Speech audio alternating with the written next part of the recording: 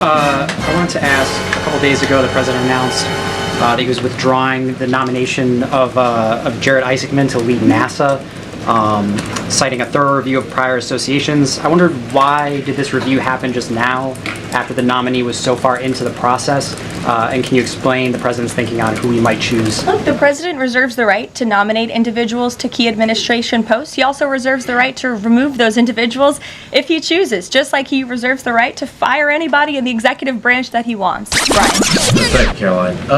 Reuters was reporting that there is a letter that is meant to be sent to other countries, which would give these countries a deadline of Wednesday to produce their best offer on the trade matter.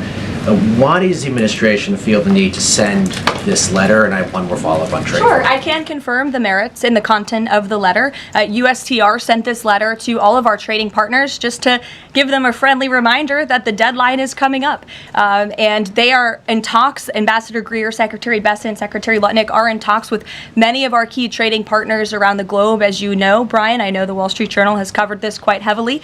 And they continue to be engaged in those discussions. And this letter was simply to remind these countries that the deadline is approaching and the president expects good deals, and we are on track for that, I will emphasize. On the trade side, though, when the deal with the United Kingdom, there was this idea of a reprieve on the auto tariffs.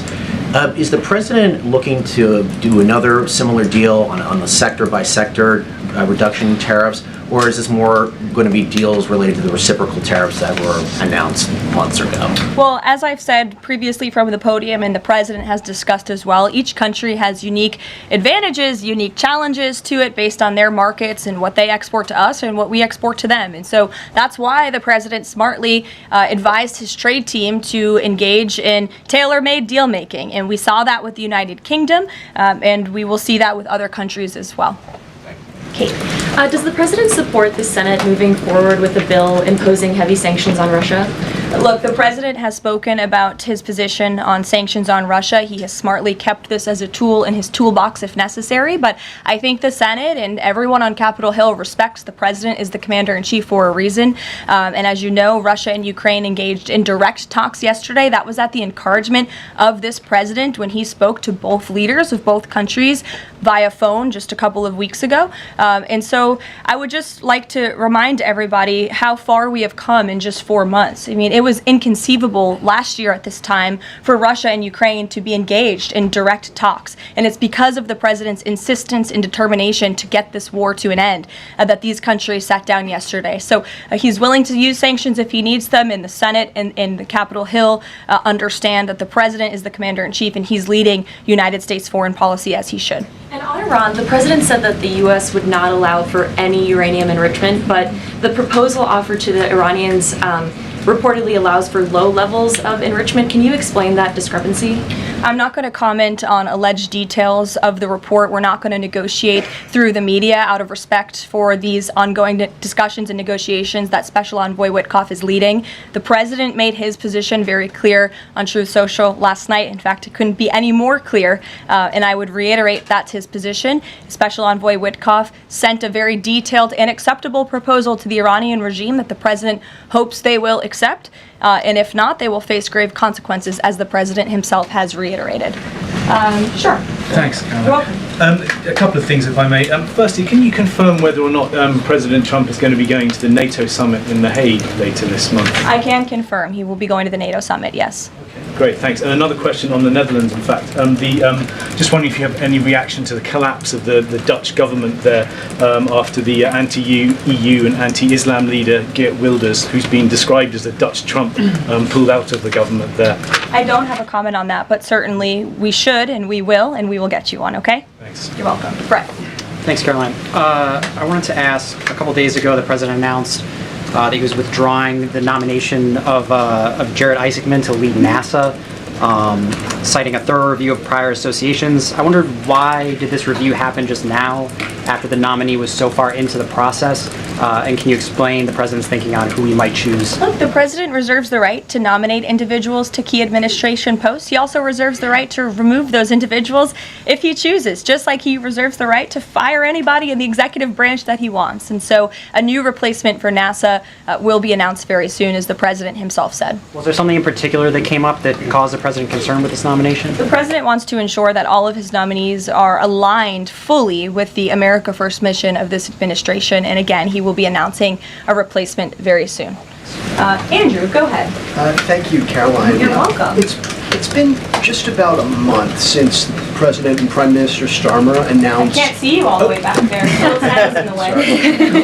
Well, he's very tall. There you go. So it's been just about a month since Prime Minister Starmer and President Trump announced that the U.S. and U.K. had reached a trade deal, That's right. or at least a framework for a deal.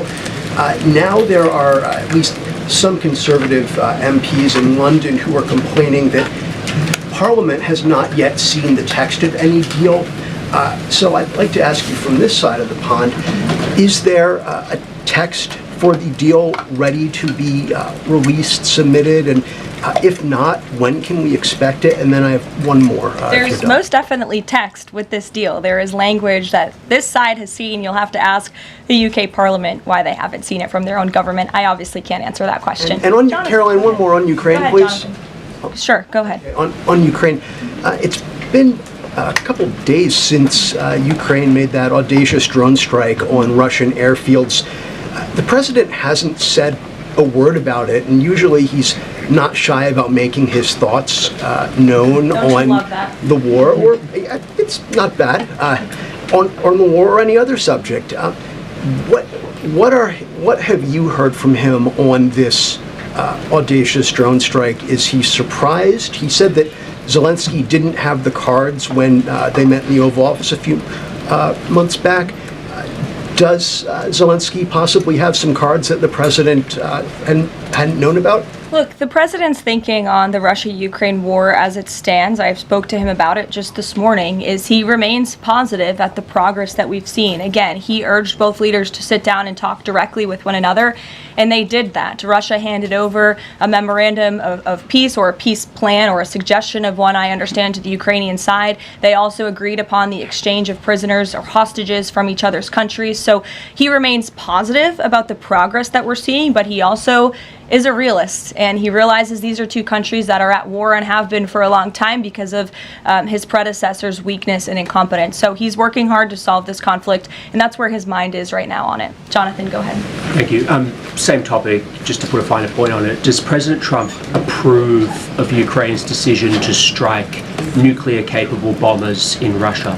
I would like to let the president speak on that himself. And just to follow up, has the I president... would just add to that, the president does not want to see this war prolonged. He wants the fighting to stop, he wants people to stop dying, and he wants this to be solved at the negotiating table. The reason he is so deeply involved and has spent so much time and effort on this war is because he hates to see people dying. Again, these are not Americans that are being killed. These are Russians and these are Ukrainians. This is a war very far away. But this president truly cares about peace, and that's what he wants to see.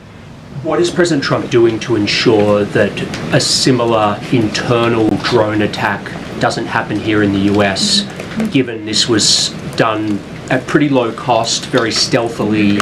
You know, it obviously raises questions about our own security, particularly for US aircraft here. It absolutely does, and that's why the president nominated Secretary Hegseth and has approved some of the changes that have been made at the Pentagon to ensure that we have the most lethal fighting force in the world, and that the United States military is the best, the biggest. That's why he wants the One Big Beautiful Bill to be passed, because it increases our defense spending. It's why he also launched the announcement of the Golden Dome to prevent from missile strikes and attacks in the future. And the president has a full understanding, I can tell you because I've spoken to him about it, about the future of warfare and how drones are a big part of that.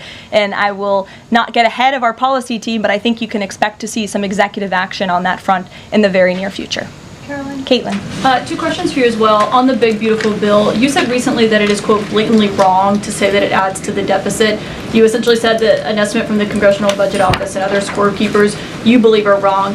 But Republicans like Ron Johnson and Rand Paul disagree. They are saying that it will add to the deficit. That is their concern. Is the White House's position that those two Republican senators are, quote, blatantly wrong? It is. Those senators, it's not news that they disagree with this president on policy, and the president has vocally called them out for it and for their not having their facts together. I would add the Congressional Budget Office has been historically wrong. In fact, they predicted the Trump tax cuts from the president's first term in 2017. Their prediction was wrong by $500 billion. Those tax cuts had nearly $500 billion more of revenue than the Congressional Budget Office scored. And I would also point out, I don't think many people know this, there hasn't been a single staffer in the entire Congressional Budget Office that has contributed to a Republican since the year 2000. But guess what? There have been many staffers within the Congressional Budget Office who have contributed to Democrat candidates and politicians every single cycle since. So unfortunately, this is an institution in our country that has become partisan and political, and we are very confident in our own economic analyses of this bill. There is $1.6 trillion in savings, and our Office of Management and Budget Director, Russ Vought, is a fiscal hawk. He is well known in this city for being a well-respected fiscal hawk. He has tools at his disposal to produce even more savings. And as you know, the White House will be sending our rescissions package to Capitol Hill today.